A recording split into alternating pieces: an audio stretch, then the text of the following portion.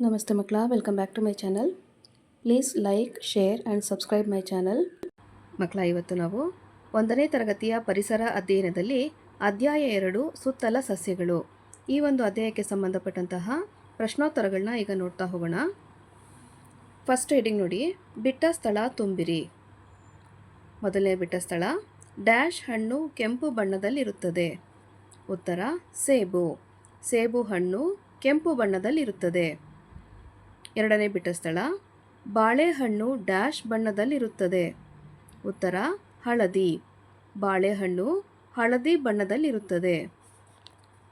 ಬಿಟ್ಟ ಸ್ಥಳ 3 ನೋಡಿ, ತೆಂಗಿನಕಾಯಿ ಡ್ಯಾಶ್ ಮರದಲ್ಲಿ ಬೆಳೆಯುತ್ತದೆ. ಉತ್ತರ ತೆಂಗಿನ ಮರದಲ್ಲಿ. ತೆಂಗಿನಕಾಯಿ ತೆಂಗಿನ ಮರದಲ್ಲಿ ಬೆಳೆಯುತ್ತದೆ.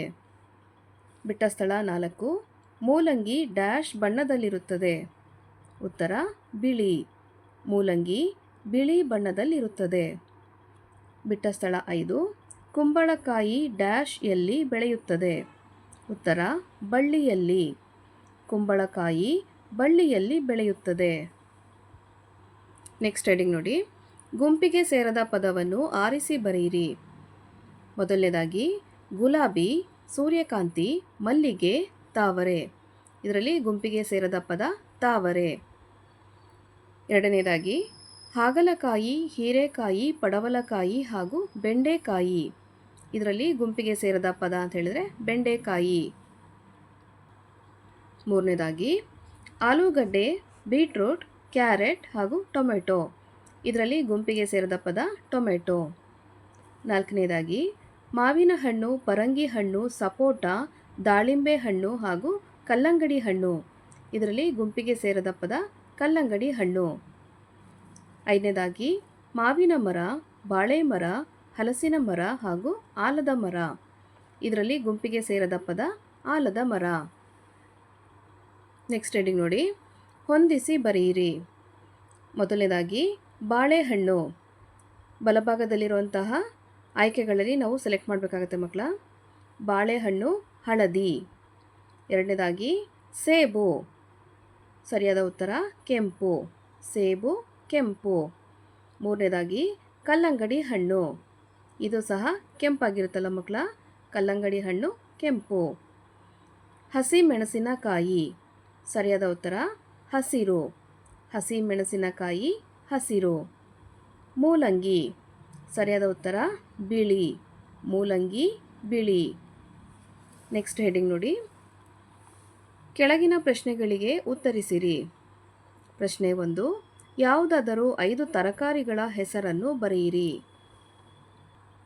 ಉತ್ತರ ಆಲೂಗಡ್ಡೆ, ಮೂಲಂಗಿ, ಬದನೆಕಾಯಿ, ಬೀನ್ಸ್ ಅಂದರೆ ಹುರುಳಿಕಾಯಿ, ಬೆಂಡೆಕಾಯಿ. ಇವಿಷ್ಟು 5 ತರಕಾರಿಗಳ ಹೆಸರುಗಳು. ಪ್ರಶ್ನೆ 2 ನೋಡಿ, ಯಾವುದಾದರೂ 5 ಹಣ್ಣುಗಳ ಹೆಸರುಗಳನ್ನು ಬರೆಯಿರಿ. ಉತ್ತರ ಮಾವಿನ ಹಣ್ಣು, ಬಾಳೆಹಣ್ಣು, ಸೇಬು, ಸಪೋಟ, ಕಲ್ಲಂಗಡಿ ಹಣ್ಣು. ಇತರೆ ಹಣ್ಣುಗಳ ಹೆಸರನ್ನು ಸಹ ನೀವು ಬರೀಬೋದಾಗಿದೆ ಮಕ್ಕಳ. ಓಕೆನಾ. ಪ್ರಶ್ನೆ 3 ನೋಡಿ, ಯಾವುದಾದರೂ 5 ಹೂವುಗಳ ಹೆಸರುಗಳನ್ನು ಬರೆಯಿರಿ. ಉತ್ತರ ಗುಲಾಬಿ, ಸೂರ್ಯಕಾಂತಿ, ತಾವರೆ, ದಾಸವಾಳ, ಮಲ್ಲಿಗೆ. ಪ್ರಶ್ನೆ 4, ಯಾವುದಾದರೂ 5 ಮರಗಳ ಹೆಸರನ್ನು ಬರೆಯಿರಿ. ಉತ್ತರವನ್ನು ನೋಡಿ, ಆಲದ ಮರ, ಬೇವಿನ ಮರ, ತೆಂಗಿನ ಮರ, ಅಡಿಕೆ ಮರ ಹಾಗೂ ಹಲಸಿನ ಮರ. ಪ್ರಶ್ನೆ 5, ಯಾವುದಾದರೂ 5 ಗಿಡಗಳ ಹೆಸರನ್ನು ಬರೆಯಿರಿ. ಉತ್ತರ ತುಳಸಿ ಗಿಡ, ಗುಲಾಬಿ ಗಿಡ, ಬಾಳೆ ಗಿಡ, ಮೆಣಸಿನ ಗಿಡ ಹಾಗೂ ಪುದೀನ ಗಿಡ.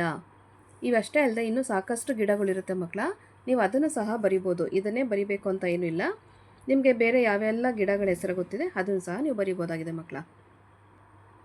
ಇಲ್ಲಿಗೆ 1ನೇ ತರಗತಿಯ ಅಧ್ಯಾಯ 2 ಸುತ್ತಲ ಸಸ್ಯಗಳು ಈ ಒಂದು ಅಧ್ಯಾಯಕ್ಕೆ ಸಂಬಂಧಪಟ್ಟಂತಹ ಎಲ್ಲ ಪ್ರಶ್ನೋತ್ತರಗಳು ಮುಕ್ತಾಯಗೊಂಡಿವೆ ಮಕ್ಕಳ. ಈ ವಿಡಿಯೋ ನಿಮಗೆ ಇಷ್ಟ ಆದಲ್ಲಿ ದಯವಿಟ್ಟು ನಮ್ಮ ಚಾನಲ್ನ ಲೈಕ್ ಮಾಡಿ, ಶೇರ್ ಮಾಡಿ, ಸಬ್ಸ್ಕ್ರೈಬ್ ಮಾಡಿಕೊಂಡು ನಾವು ಹಾಕುವಂಥ ಎಲ್ಲ ವಿಡಿಯೋನ ನೋಡ್ತಾ ನಮ್ಮನ್ನು ಎನ್ಕರೇಜ್ ಮಾಡ್ತಾ ಹೋಗಿ ಮಕ್ಕಳ. Thank you for watching. Bye bye.